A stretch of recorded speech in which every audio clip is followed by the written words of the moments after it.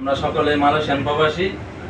বাংলাদেশে বর্তমান আজ থেকে 2 সপ্তাহ ধরে 2 সপ্তাহ যাবৎ একটা বিষয় নিয়ে অনেক আলোচনা হচ্ছে, কোটা আন্দোলন। আমাদের যারা ছাত্র ভাই আছে তাদের প্রতি আমরা একতা পোষণ করে আমরা মালয়েশিয়ান প্রবাসী এবং বিশ্বের মাঝে যত প্রবাসী আমাদের বাংলাদেশি ভাই ব্রাদার আছেন সবাই ব্যাংকের মাধ্যমে আমরা রেমিটেন্স পাঠাবো না, কারণ আমরা ছাত্র ভাইদের সাথে একতা পোষণ করতেছি। আমরা সবাই হুন্ডিতে টাকা ছাড়বো। আপনারা সবাই রাজি আছেন তো? আমরা ব্যাংকে কেউ টাকা ছাড়বো না যতদিন পর্যন্ত কোটা সংস্কার আন্দোলন সফল না আসে, ইনশাল্লাহ। আমি চাই এই কোটা সংস্কার মানে এটা সংশোধন হোক, সবাই যাতে মেধা মুক্তি পাক।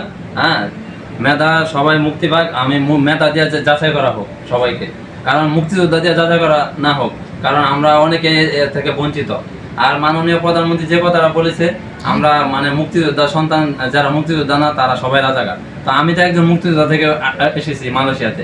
তা আমি কি মুক্তিযোদ্ধা ফ্যামিলি থেকে এসেছি? যেভাবে ভাষা কথা বলছে এটা কোনো প্রধানমন্ত্রীর ভাষা না, কারণ এখন সাধারণ মানুষ এইভাবে ন্যূনতম কমন সেন্স থাকলে সে এই ভাষা বলতে পারে না।